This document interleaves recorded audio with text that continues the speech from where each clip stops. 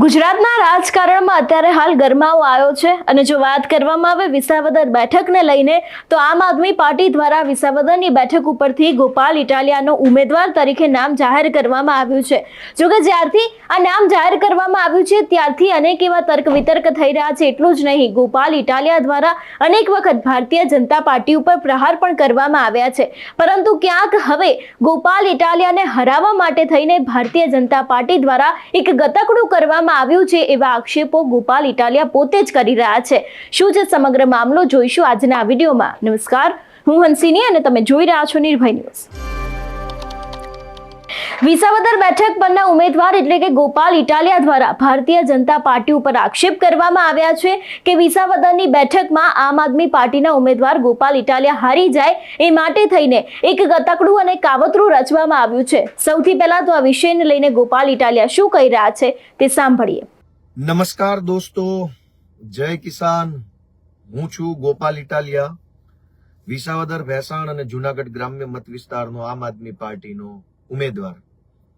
દોસ્તો, આજે એક ખૂબ જ ગંભીર, ખૂબ જ નિમ્ન કક્ષાની ભાજપનું જે ષડયંત્ર છે એની માહિતી લોકોને આપવી છે।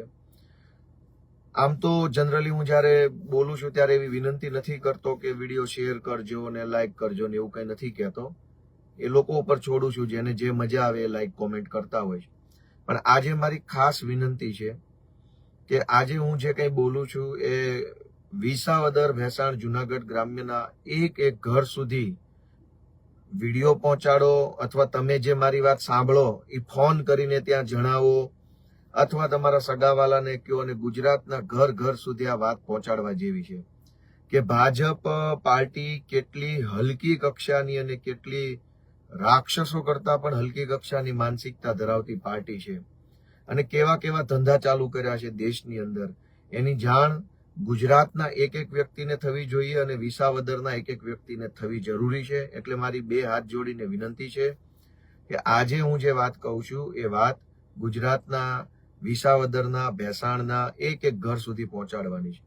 થયું એવું છે કે વિસાવદરમાં પેટા ચૂંટણી આવવાની છે અને હું છેલ્લા 1 મહિનાથી પ્રચાર કામ કરી રહ્યો છું, ગામડે ગામડે જઈ રહ્યો છું, લોકોને મળી રહ્યો છું, લોકોની વાત સાંભળી રહ્યો છું અને વેદનાની ડાયરી બનાવી રહ્યો છું અને એવી રીતે લોકોનું સમર્થન મેળવી રહ્યો છું।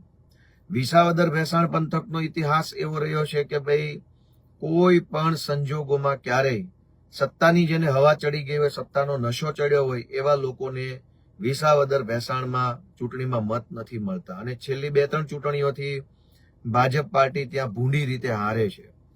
આ વખતે પણ વિસાવદર ભેસાણની પેટા ચૂંટણી વિસાવદર ભેસાણના ખેડૂતો ભાજપને ઘર ભેગી કરવાના મૂડમાં છે, પરંતુ હવે સીધી રીતે ચૂંટણી નથી જીતી શકતું ભાજપ। એટલે શું કરે કે જે માણસ જીતે એને ઉઠાવી જાય। પેલા કોંગ્રેસમાંથી હર્ષદભાઈને ઉઠાવી ગયા, આપમાંથી ભૂપતભાઈને ઉઠાવી ગયા। વિસાવદર ભેસાણના માણસો ભાજપને મત નથી આપતા, એટલે જેને મત આપે એ માણસ જ ઉઠાવી જાય અને પક્ષપલટો કરાવી નાખે અને વારંવાર વિસાવદર ભેસાણના ખેડૂતોનું, ખેત મજૂરોનું, માલધારીઓનું, પશુપાલકોનું સૌનું અપમાન કરવામાં આવે છે। પણ આ વખતે જ્યારથી મારી ઉમેદવારી જાહેર થઈ છે એટલે ભાજપને ખબર પડી ગઈ છે કે હવે ગોપાલ ઇટાલિયા જીત્યા પછી પક્ષપલટો કશું કંઈ થવાનું નથી અને તકલીફ વધશે। એટલે ભાજપે એક નવા ષડયંત્રને અંજામ આપવાનું એક આખું કાવતરું ઘડ્યું છે। એ કાવતરું એવું છે કે ભાજપે અમદાવાદથી, રાજકોટથી અને દિલ્હીથી અને બીજા રાજ્યોમાંથી કેટલાક 60-70 લોકોની ટીમ, જેમાં ગુજરાતી બોલવાવાળા લોકો પણ છે અને હિન્દી બોલવાવાળા લોકો પણ છે, આ 50-60 જણાની ટીમ વિસાવદર અને ભેસાણની અંદર એક જગ્યાએ કાર્યરત કરી છે। મને બહુ ખાનગી માહિતી અંગત રાહે ભાજપના જ કેટલાક સારા માણસો હતા એમણે આપી છે અને એમણે એવું કીધું છે કે ભાઈ ગોપાલભાઈ મહત્વના નથી, પેટા ચૂંટણી મહત્વની નથી, લોકશાહી મહત્વની છે કે ભાજપ જો આવા હથકંડા, આવું ષડયંત્ર કરીને ચૂંટણી જીતવા લાગે તો લોકશાહી ઉપર ખતરો છે, પછી લોકોની જ કોઈ વેલ્યુ નહીં વધે। એટલે ભાજપના જ કેટલાક મિત્રોએ, જે સારા માણસો છે, સજ્જન માણસો છે, એણે મને માહિતી આપી છે અને મારી પાસે પાક્કા પુરાવા, ડેટા ડિટેલ બધું જ છે। ભાજપે વિસાવદર ભેસાણમાં એવું ષડયંત્ર કર્યું છે કે દર વખતે ચૂંટણીમાં 2012ની ચૂંટણી હોય કે 17ની હોય કે 22ની ચૂંટણી હોય, વિધાનસભાની દરેક વખતની ચૂંટણીમાં લગભગ ભાજપને 55,000 થી 60,000 મતો મળે છે દરેક વખતે ચૂંટણીમાં. છેલ્લી 3 ચૂંટણીમાં ભાજપની રેન્જ ચૂંટણીમાં મત મેળવવાની 55,000 થી 60,000 છે. એટલે કે 55,000 થી 60,000 કોઈ પણ મોંઘવારી વધે, બળાત્કારો થાય, ડ્રગ્સ વેચાય, ખેડૂત બરબાદ થઈ જાય, ખેડૂતને સહાય ન મળે, દુનિયામાં ગમે એવું ઊંધું થઈ જાય તો પણ ભાજપને મત આપવા વાળા 55 થી 60,000 લોકો એ વિધાનસભામાં છે.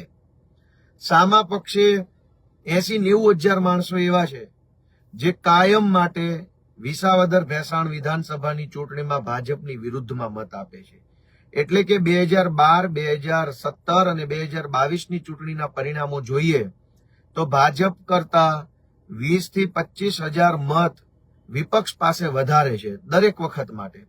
એટલે દર વખતે 20,000 મત ભાજપ કરતા વધુ વિપક્ષને મળે છે અને ભાજપ દર વખતે 20-25,000 મતથી હારી જાય છે. આ વખતે ભાજપે એવું ષડયંત્ર કર્યું છે કે વિસાવદર ભેસાણની મતદાર યાદીમાંથી વિરોધ પક્ષને મત આપતા લોકોને ઓળખીને ઓછામાં ઓછા 20,000 લોકોના નામ મતદાર યાદીમાંથી હટાવી દેવા, મતદાર યાદીમાંથી નામ ડિલીટ મારી દેવા.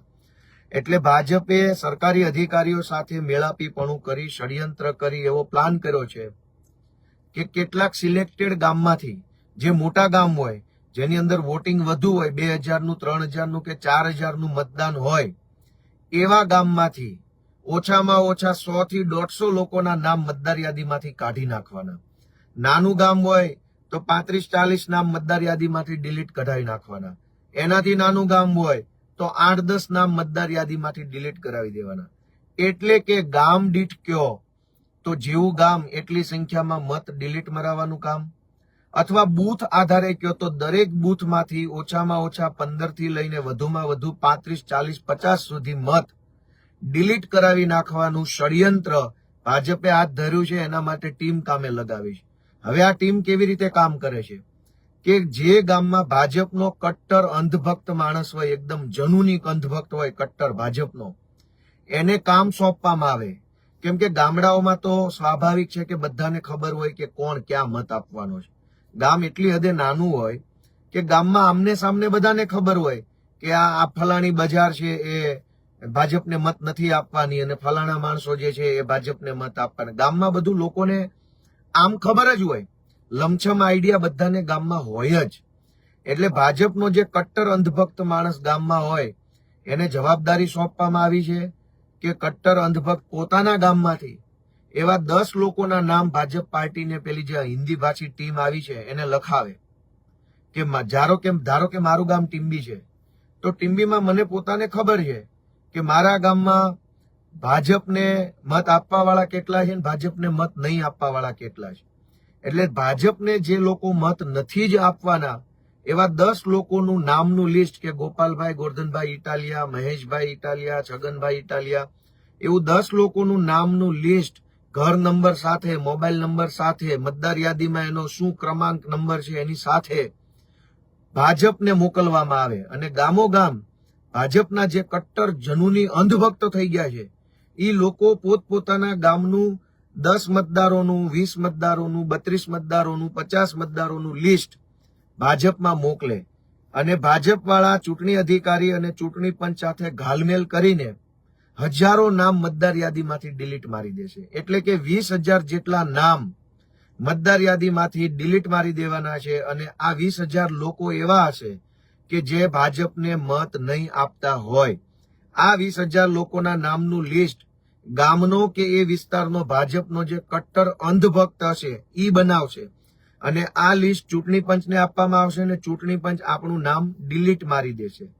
પણ ગામની અંદર કોઈ મતદારને, ગામ શું શહેર હોય કે ગામ હોય, કોઈ મતદારને ઈ વાતની જાણ ક્યારે થાય કે પોતાનું નામ મતદાર યાદીમાંથી ડિલીટ કરી નાખ્યું છે? જે દિવસે મત આપવા જાય તે દિવસે ખબર પડે. અને તે દિવસે ત્યાં મતદાન કેન્દ્રની અંદર અથવા બહાર ટેબલ રાખીને બેઠેલો માણસ જાણ કરે કે ભાઈ તમારું તો નામ જ નથી મતદાર યાદીમાં. પછી તે દિવસે હોબાળો કરીએ, દેકારો કરીએ, અરજી આપીએ, ફોન કરીએ, પણ કંઈ થતું નથી. મતદાર યાદીમાંથી 20,000 જેટલા નામ કમી કરવાનું, ડિલીટ કરવાનું, રદ કરવાનું ષડયંત્ર ભાજપે હાથ ધર્યું છે. એના માટે ટીમ કામે લાગી ગઈ છે. અને એનો પુરાવો આપું હવે કે હું ગામડે ગામડે જઈ રહ્યો છું, ગામના સવાલો પૂછી રહ્યો છું. એ સવાલોમાં ગામમાં હું એવું પણ પૂછું છું કે તમારા ગામમાંથી મતદાર યાદીમાંથી કોઈનું નામ કમી થઈ ગયું એવું ખરું? તો વિસાવદર, ભેસાણ અને જુનાગઢ ગ્રામ્યના અલગ અલગ 10 ગામમાંથી મને પોતાને એ ગામમાંથી ગામજનોએ જણાવ્યું, કોઈ ગામમાંથી 2 મત, કોઈ ગામમાંથી 8 મત, કોઈ ગામમાંથી 4 મત. મને એ ગામની મીટિંગમાં લોકોએ પોતે જણાવ્યું કે મારા કાકાનું નામ મતદાર યાદીમાં નથી. મેં પૂછ્યું કાકા જીવે છે? મને કે આ મીટિંગમાં બેઠા કાકા. કોઈ કે મારા ભાભીનું નામ નથી, કોઈ કે મારા દાદીમાનું નામ નથી, કોઈ કે મારું પોતાનું નામ નથી મતદાર યાદીમાં. એવા લોકો છે કે જેણે 2024ની લોકસભાની ચૂંટણીમાં મત આપ્યો હતો, છતાં એ લોકોનું 2025ની મતદાર યાદીમાંથી નામ ડિલીટ મરાઈ દીધું ભાજપવાળાએ. તો આવી રીતે ભાજપની વિરુદ્ધમાં મત આપવા વાળા લોકોના નામ બારોબાર પરબારા મતદાર યાદીમાંથી ડિલીટ કરાવી અને ભાજપ ચૂંટણી જીતવાનું ષડયંત્ર ગોઠવી રહેલ છે. આ ષડયંત્ર નંબર 1. મારી બધાને વિનંતી છે, વિસાવદર, ભેસાણ અને જુનાગઢ ગ્રામ્યના તમામ મતદારોને, કે પોતપોતાનું નામ મતદાર યાદીમાં સતત ચેક કરતા રહેવું. ફોર્મ ભરવાની તારીખ પૂરી થઈ જાય ત્યાં સુધી મતદાર યાદીમાં ચેક કરતા રહેજો. આ ભાજપવાળા મહાહરામી, મહાહલકટ માણસો છે. રાક્ષસોને પણ શરમાવે એટલા વિકૃતમાં વિકૃત લોકો ભાજપના માણસો છે. હું મહત્વનો નથી, ગોપાલ ઇટાલિયા મહત્વનો નથી, ગોપાલ ધારાસભ્ય બને કે ન બને એ મહત્વનું નથી, પણ ભારતની લોકશાહી મહત્વની છે. ભારતની અંદર સંવિધાનનું રક્ષણ થાય એ મહત્વનું છે. ભાજપ જો મતદાર યાદીમાંથી નામ ડિલીટ કરાવીને ચૂંટણીઓ જીતવાનું ચાલુ કરી દે તો પછી પબ્લિકનો કોઈ હક જ ન વધ્યો આ દેશમાં. જે માણસ વિરોધમાં મત આપે એનું નામ ડિલીટ, જે વિરોધમાં મત આપે એનું નામ ડિલીટ. જો આવી જ રીતે ચૂંટણીઓ જીતવાનું ચાલુ થઈ જાય તો લોકશાહીનો અર્થ શું રહ્યો? વિરોધ પક્ષનો મતલબ શું રહ્યો? તો દોસ્તો, સૌથી પહેલું કામ કે તમારે સૌએ આ વિડીયોને જબરજસ્ત શેર કરવાનો છે, મને સપોર્ટ કરવાનો છે, લોકશાહીને સપોર્ટ કરવાનો છે કે વિસાવદર, ભેસાણનો એક મતદાર પોતાનું નામ મતદાર યાદીમાં સતત ચેક કર્યા કરે. એના માટે શાળાના, સ્કૂલના શિક્ષક, જેને BLO બૂથ લેવલ ઓફિસર તરીકે નિમણૂક આપવામાં આવી છે, આ BLO ને સતત ફોન કરીને પૂછતું રહેવું, દર અઠવાડિયે પૂછવું કે ભાઈ મારું નામ છે કે ડિલીટ કર્યું, છે કે ડિલીટ કર્યું. કેમ કે ભાજપના માણસો જથ્થાબંધ ડિલીટ કરવાની અરજીઓ આપીને મતદાર યાદીમાંથી નામ ડિલીટ કરાવે છે. આ ષડયંત્ર નંબર 1. ષડયંત્ર નંબર 2 હવે જે સૌથી મહત્વનું આવે છે એ જાણવા જેવું છે કે ભાજપે એવું નક્કી કર્યું છે કે અલગ અલગ યુનિવર્સિટીઓ, અલગ અલગ કોલેજો, અલગ અલગ પ્રાઇવેટ સંસ્થાઓ, જ્ઞાતિની સંસ્થાઓ જે હાલતી હોય અલગ અલગ, એમાંથી નવા જુવાનિયાઓ, યુવાન વયના છોકરાઓ જે 20 વર્ષ, 22 વર્ષ, 25 વર્ષના જે જુવાનિયાઓ હોય એમના નામ વિસાવદર વિધાનસભાની મતદાર યાદીમાં નખાવાનું કામ ચાલુ કર્યું છે. અમદાવાદ, રાજકોટ, સુરત જેવા શહેરોમાં રહેતા જુવાનિયાઓને એવું કહેવામાં આવી રહ્યું છે, ખાનગી રાહે, જાહેરમાં નથી ચાલતું, આ બધું એક સિસ્ટમથી ચાલે છે કે આધાર કાર્ડ આપો, તમારી ડિટેલ આપો, કાગળિયા આપો, તમારું નામ વિસાવદરની મતદાર યાદીમાં નખાઈ દઈશું. તમારે મત આપવા આવવાનો નથી, પણ તમને અમે 10,000 રૂપિયા નામ નખાવાના આપીશું.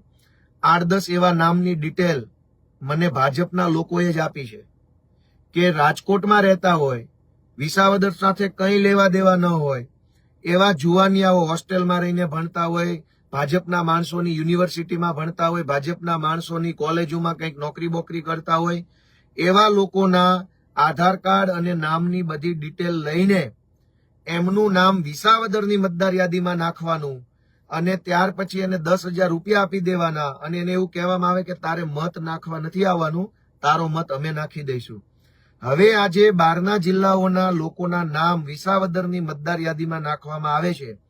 એ ભાજપ સમર્થિત જે મોટા મોટા ગામડાઓ છે કે જ્યાં ભાજપને 60% કરતા વધુ મત મળે છે, 70% મત ભાજપને, એટલે કે જે ગામડાઓ કે જે વિસ્તાર એક તરફી રીતે ભાજપને સપોર્ટ કરતા હોય એવા વિસ્તારોમાં, એવા ગામડામાં, એવા બૂથમાં 50-50, 100-100 નવા નામ ઉમેરી દેવાનું ષડયંત્ર પણ ચાલુ થયું છે કે રાજકોટના ભાજપના કાર્યકર્તાનું નામ કોઈ એવા ગામની અંદર નાખી દેવામાં આવે મતદાર યાદીમાં કે જે ગામ 60%, 70% લોકો ભાજપ સમર્થિત લોકો હોય.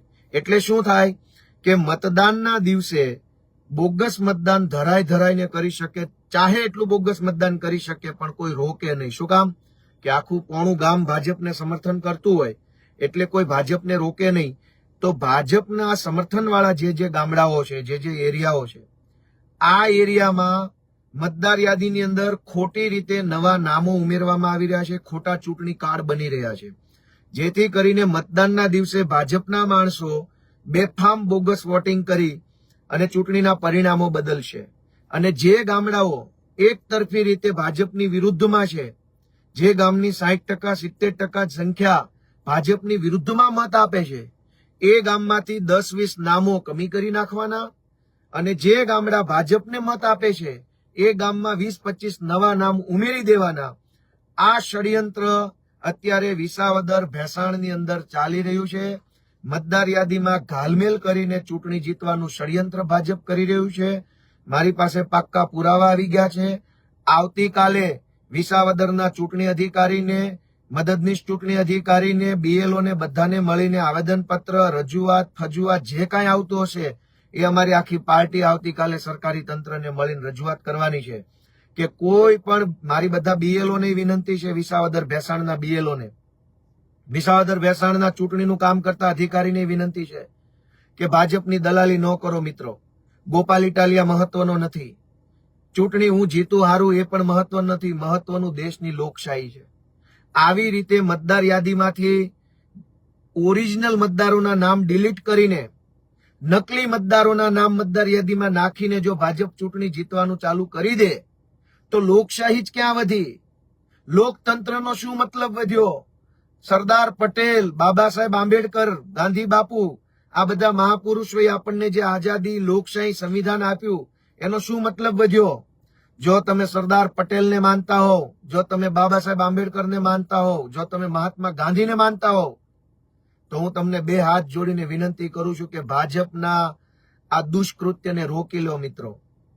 હું મહત્વનો નથી, હું 1000 વખત કહું છું, પણ આવી રીતે ચૂંટણીઓ જીતવાના ષડયંત્રો થાય એ લોકશાહી માટે ઘાતક છે.